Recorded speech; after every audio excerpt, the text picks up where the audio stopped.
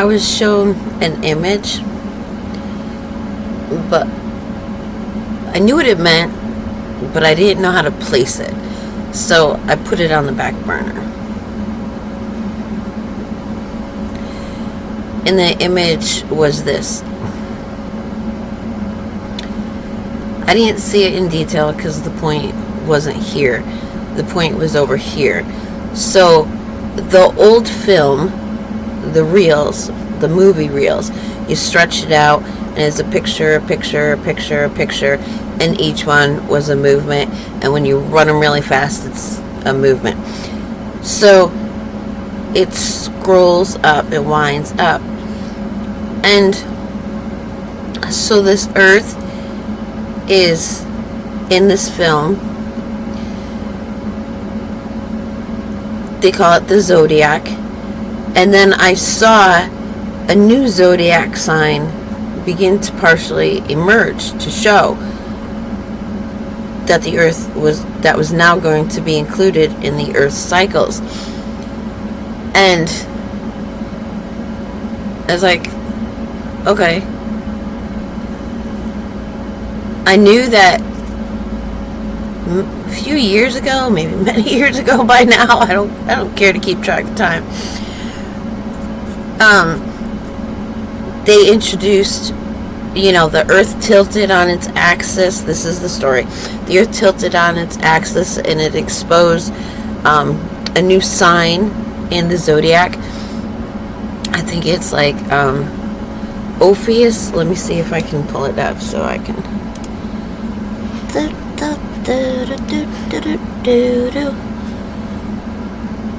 Ophiuchus. Oh, where's the camera? There it is. So it's Ophiuchus. Turns out, also clear, called Planet X. Why does Nabiru want to be put in there? Anyways, I was listening and watching a YouTube video, and I'll put a link to it in the description this morning. And the guy goes into, how the Bible is all about the zodiac. And the reason they don't want the book of Enoch to come out is because there are prophecies specifically for those of us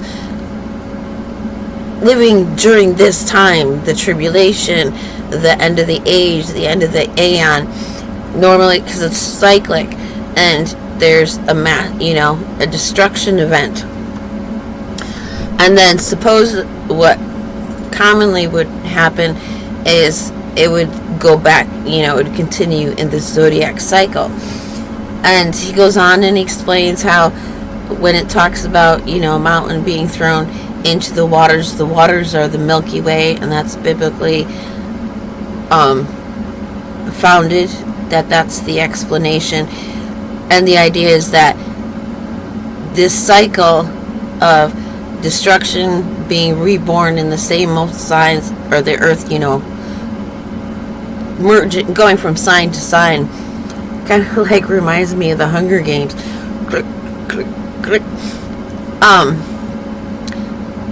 But the difference is now Yeshua is coming, and he's putting an end to that. And so we get to move into a new age that we get to remain in. That's, the peace, the earth at peace and stuff like this. But he's going through all this, and he's talking about this planet, and, my wheels are cogging, and I'm remembering that the Gregorians put us in a 12-month calendar, forcing us to behave and act out a 12-month rhythm. But there are 13 moons in a year, so there must be a 13th sign. And then that connected with, the new sign in the heavens. And where that fits in the zodiac, that sign is between November and December. So it just hits me. If anything's gonna happen significant, to move us into that new sign. We're looking at the end of November, the beginning of December. Ooh. So anyways, and then the story of that missing planet that was the embodiment, the representation of that sign is, if you go through the Anunnakian tales of pre-Adamic history, she was called Tiamat, and the story was way back when. In the Bible, it's said, Lucifer was walking, not in the Bible, but in Jewish lore. The book's not included in the Bible, okay? That, Lucifer was walking around in the heart of God. So God is slumbering and dreaming, and that's what I call Abun. The Mother, Father, God is slumbering and sleeping and dreaming of humanity and everything that he's going to do for him. And Lucifer gets jealous and upset, like, what about me? I came before them. And his heart breaks, and he creates chaotic music, and it causes chaotic in the heads of a bunch of angels, and they fall. And so then there's this effort to kill the father because they believe the father wants to kill them. And then the mother aspect, which I refer to as the dance, the Holy Spirit within the Abun, the mother father, comes out to vindicate her husband, who's been shattered, it is said, killed, destroyed. But they attack her, and she's a big dragon, and they attack her, and they take her body parts and they throw them far away. And so that's what became the planets, is the body parts. And so this Tiamat, known in the Bible as Rahab and the serpent again, which is this missing sign in our zodiac, that, and it just went, and by the way, our days are not 24-hour days. It's from sundown to sundown is a day, according to when the sun rises and sets. Get it? So anyways, so our planets are parts. And with reptiles, they regrow body parts. So, you take it apart and it just becomes a whole thing. And so Tiamat is a dragon, Earth is a dragon, and then the Anunnaki and the reptilian, which was mixed with the Anunnaki, there was a war in Tiamat. Rahab was destroyed, and the earth saw the destruction of her sister. And it just welled up in me as this story is coming through me. The pain and the suffering and the fear that would have destroyed. Now PTSD, it destroys the immune system. She's not going to be able to fight back. She's going to get sickly. And she's been taken advantage of in her vulnerable form. And so we have all of this going on. And then Yeshua is supposed to come, stop this cycle, constantly going through the zodiac and ushering us into this new age. And I just felt it's family reunion time here. There's a dragon. So I'm one with the earth. I experience much of my reality feeling and sensing of what the earth is going through spiritually, emotionally, psychologically. And so I felt this great dragon unfurl from within and just stretch itself, and then Abwoon, and a big hug. So happy to see Abwoon and the daddy. And then the dance, she's just warmly watching and observing. The daughter wants to tell the father about all of her stories, so she must have been sleeping and dreaming, and everything that happened to us upon her are the stories of how she experienced them in her dream world. And she's ready to tell daddy her stories, and mom is just warmly smiling. And then she sees her mother, and it's just the hurt, the knowing, the sharing of the knowing, but the joy and the reunion at her waking finally.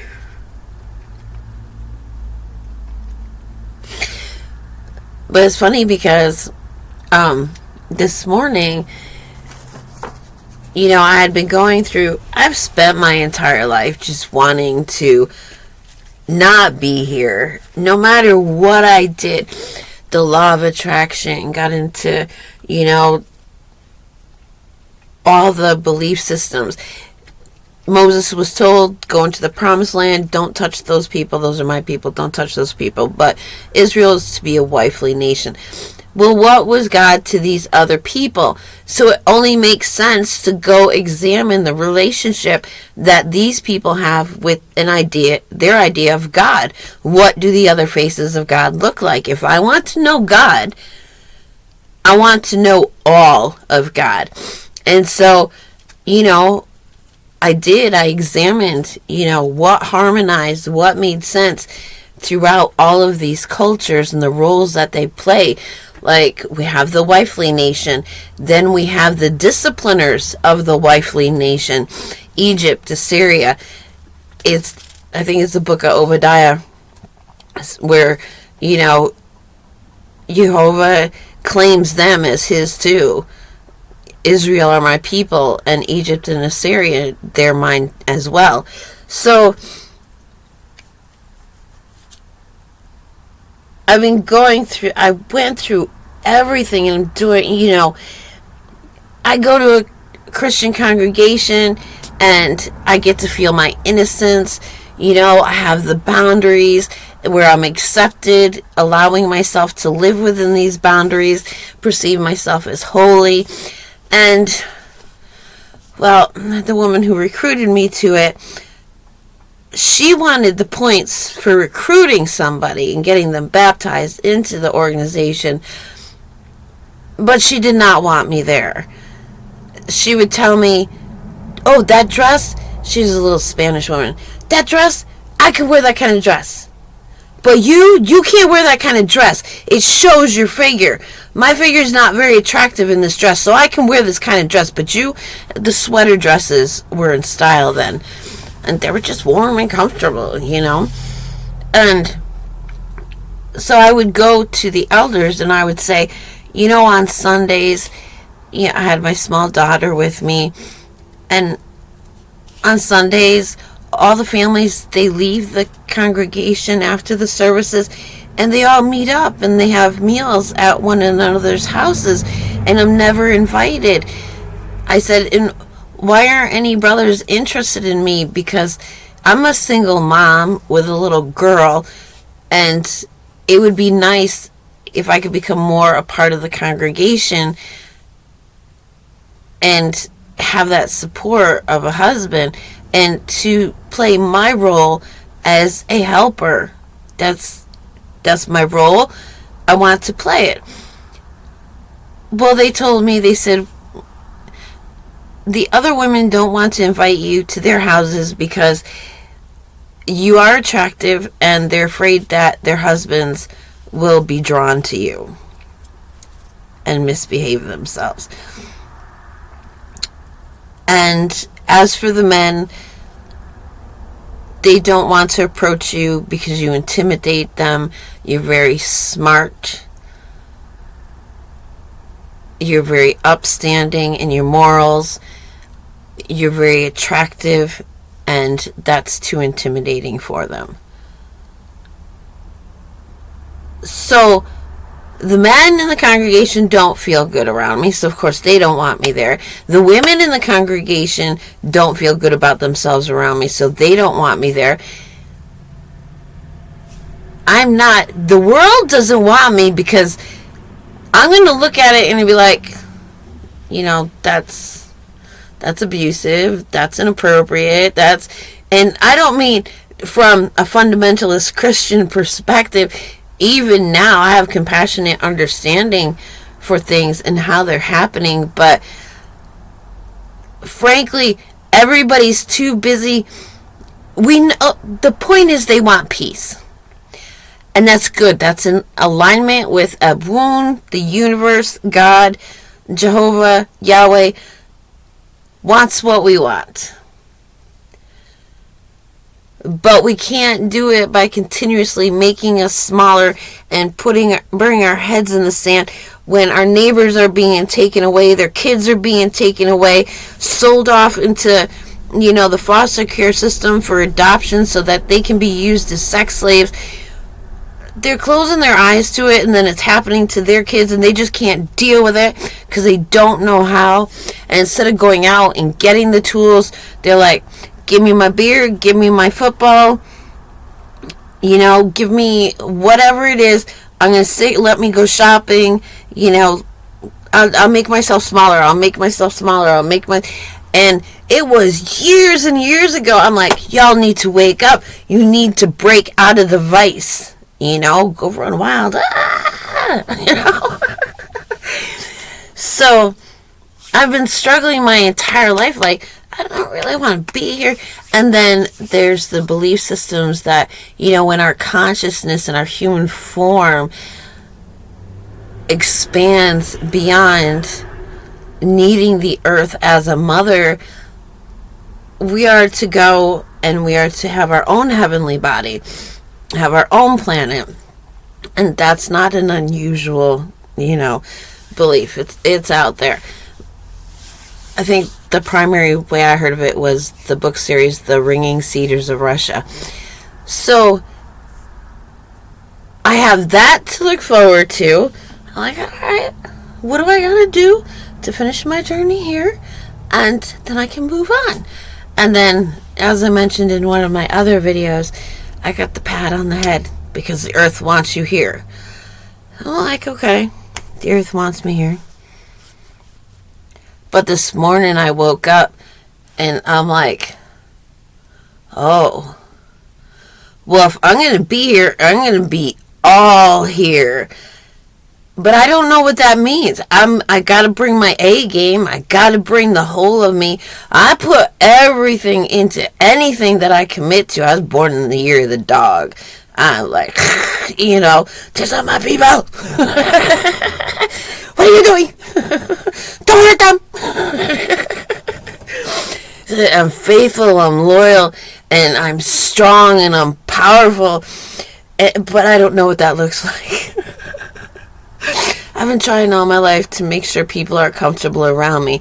Draw, their light out for them to see and appreciate so that they don't feel so small sitting next to me and then hate me and resent me and punish me and destroy me and send me packing with nothing. And, that's how it went. So I'm not even realizing, like, as I started my drumming this morning, it was like, oh, I gotta bring my A. All right, girlfriend coming. I don't know what it looks like. I really do not, because I haven't allowed myself and been allowed to be seen for myself, to myself.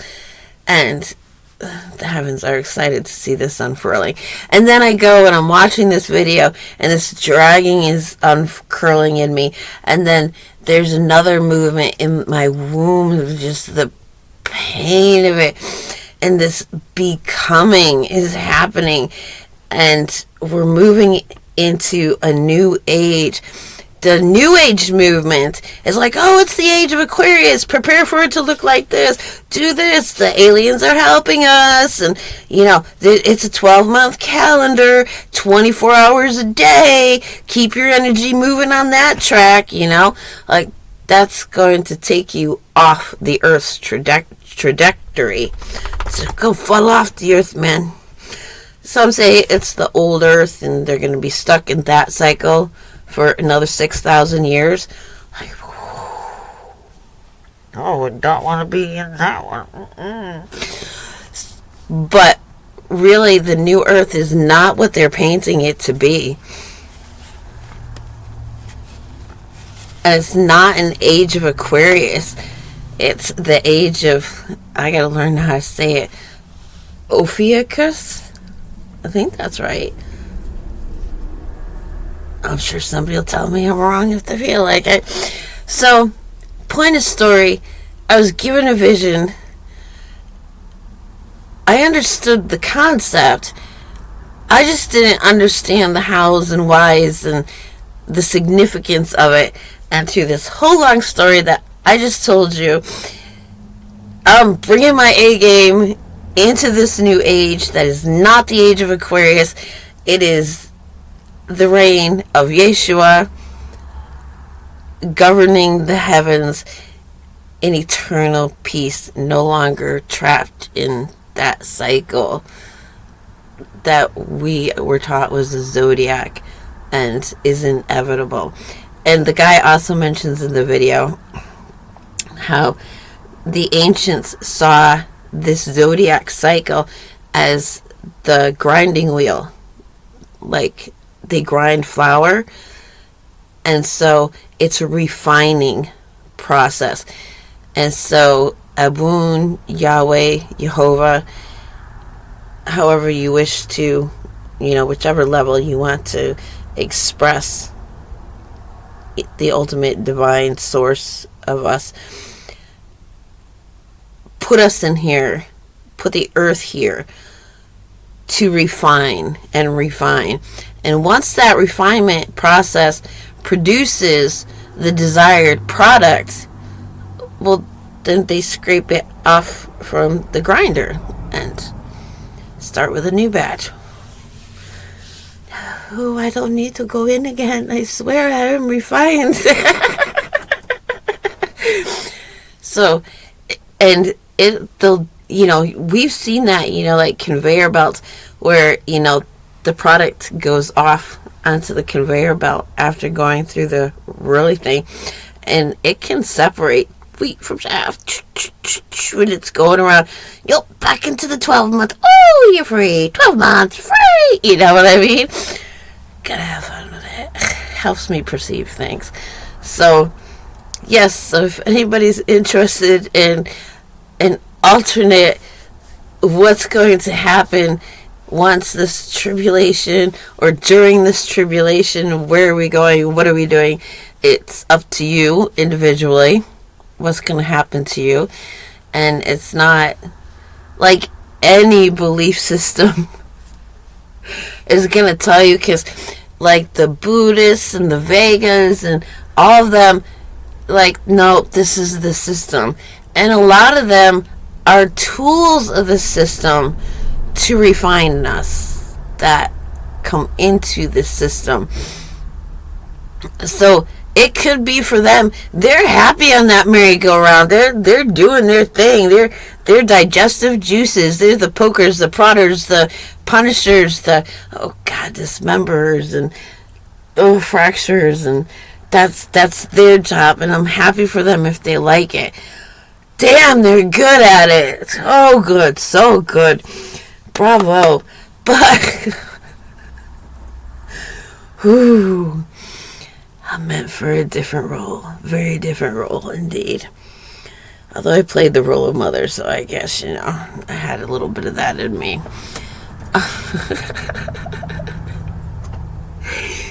So we're not going to find it, and we're not going to find it in mainstream Christianity, because that became part of the grinding system. That is a tool, of the grinder, the grinding stone, the millstone. That's what it's called, the millstone. It's the millstone. So they got sucked into the millstone. And so, yeah,